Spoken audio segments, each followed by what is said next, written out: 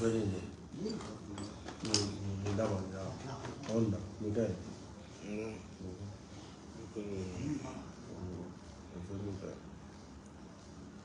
Voilà.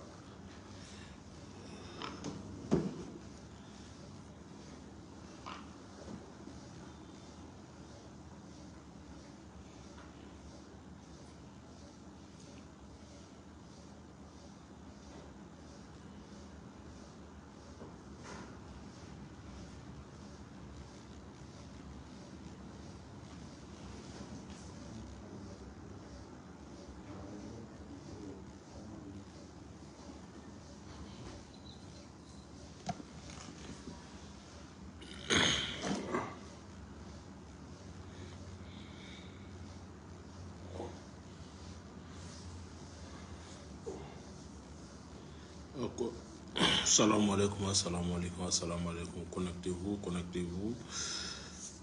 Partagez la vidéo, c'est très important aujourd'hui. C'est très important. Il y a certains moments où il est temps. C'est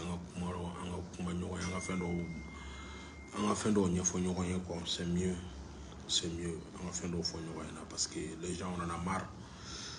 Artisan te correre à la vague le joua de 600 mais on va be barachiga bambi inshallah son indoro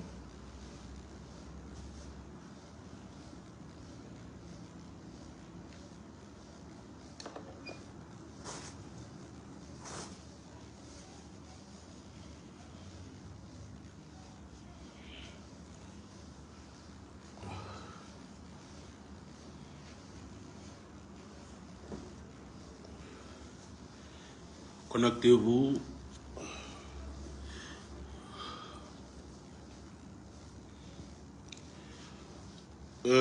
Assalamu alaikum jamachi hani misodom sani makoroba wala tambate ka fomina kuma chantina kuma jaya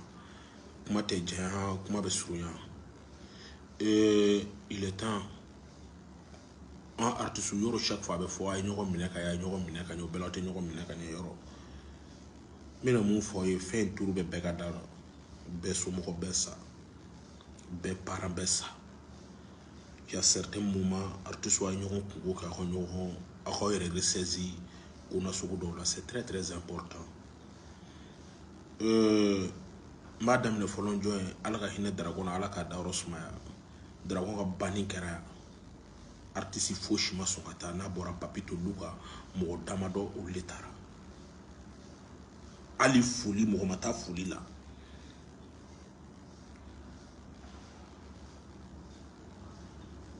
ali fuli mo mata fuli la.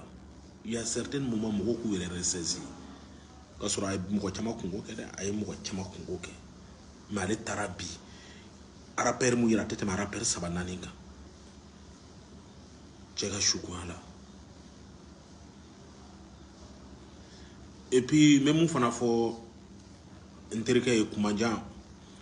no e keji yere ressaisi doni quoi. Il y a certains moments que qui yere ressaisi doni keji ami yondo bikote. Tu es comme un frère à moi.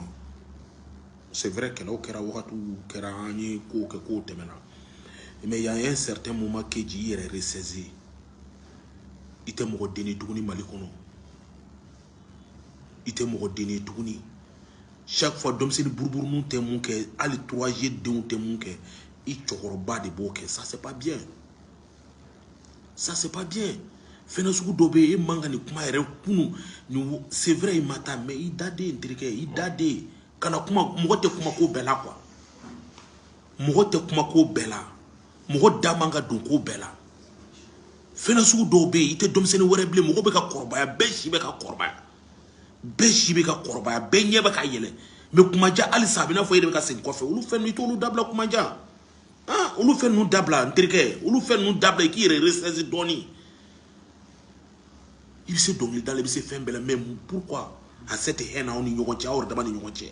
pourquoi on demande haine b pourquoi il va continuer à se présenter et tout le monde be attaqué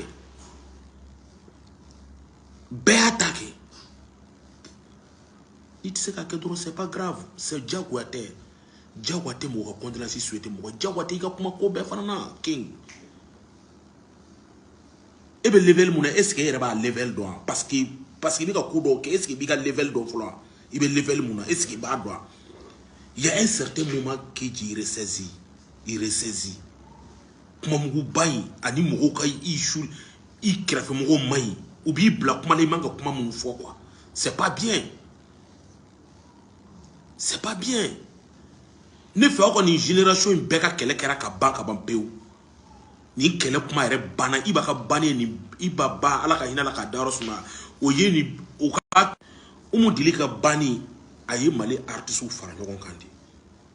ayi male artistu fara nyogon male artistu ka kele ndi imagine toi kunu itara mana kama sebe mo ka mo désabonner ka biga page là depuis rebaro ka foki manga kuma be moy mo da kuma be manga fo kuma bete kuma fotaye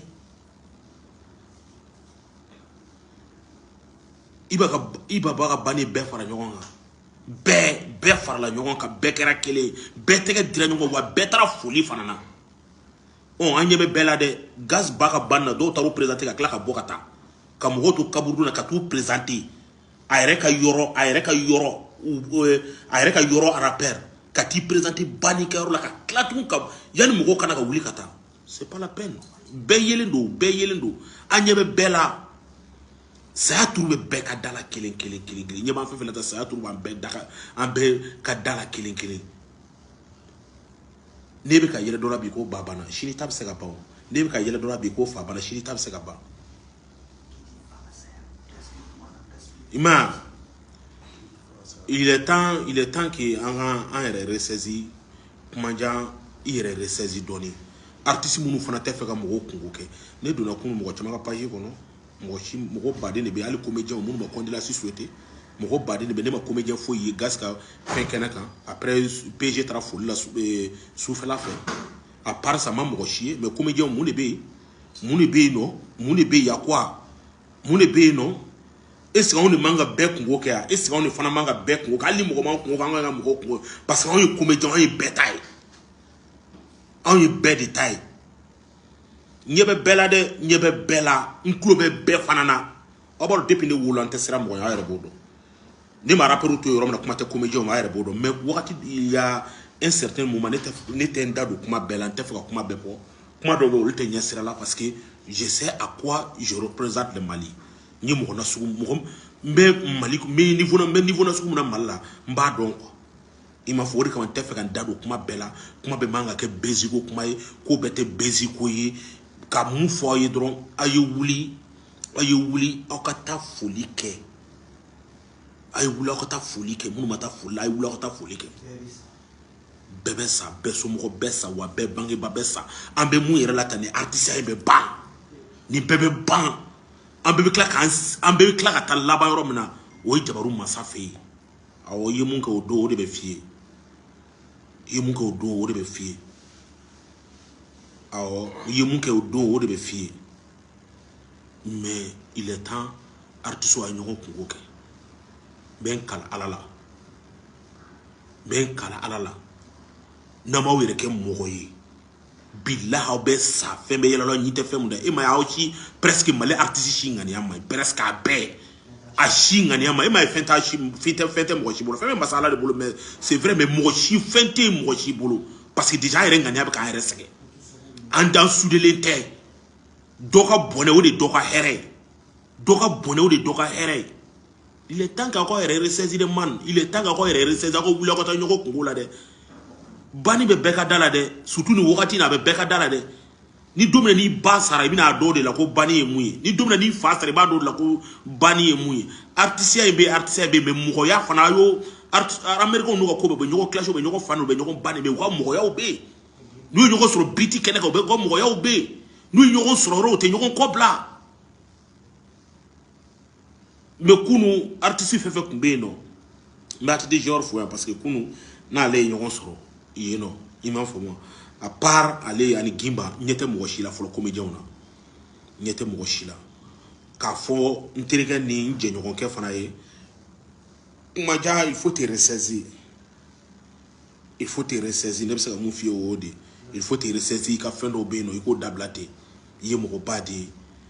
il est Soundiata Chi de Yeneka Johnny, Yeneka Jongeninde, il est temps qu'il ressaisi Kuna Soudoula, il flaw ni yoko, je sais pas bien. Ayo kuma chama fo muni ni tekele mais fin bête c'est comme mo wole ka fay parce que il mun ke ateke quoi il mun ka ateke on fait pas ça gas bae bade era ore ira bella sebenina ne fait pas fana gas bade ayo ko clash ko fon ke mais banina ayo ala kama ayo antu an lafia doni quoi ayo antu an ko ka lafia doni quoi s'il te plaît voilà c'est ne flene kuma chamba no manine ne bi rom na be doy la folo na ala solo fanu vidéo ko robina dam à partir de demain inchallah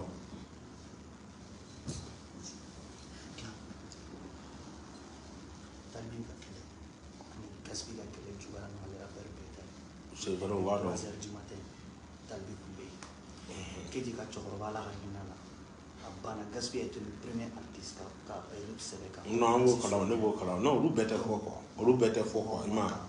c'est vrai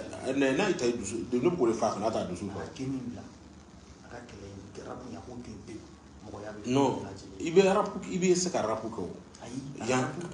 non rapu kele nu bana mena sa depuis mu diliga bani ala ka inala o ko nu bana o gemu ko kele te tukunu gemu ko kele foshi te tukuni kele foshi te gemu ko tukuni kele foshi te gemu ko tukuni kuma ja kelen dron ni bebe kele la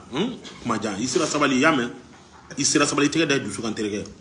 ikele ni bebe kele la ikele ini bebe kele la ikwali sa te ka kele ba e mu mo fasu ko iti yere ke mo kuma ja yere ke mo de keji voilà c'était la part de Club Espagnol de la Huerta ka espagnol fani chama ani musoma ka o bela jelefu toujours on me doyla na ala sonama vidéo ko be blanda na soni na on me fona na clara doyla si sana ala sona vidéo ko be na vidéo ko chama babe ala ka hine bamba ka tola ka daros maya no ya mbaye no ya entanti ana momso fanta gino ala ka hina la ka daros maya ami nyogambulu atume fan c'est la part de Club Espagnol de la Huerta ne ka kuma na jari ne tiene fo na ma je va te faire foutre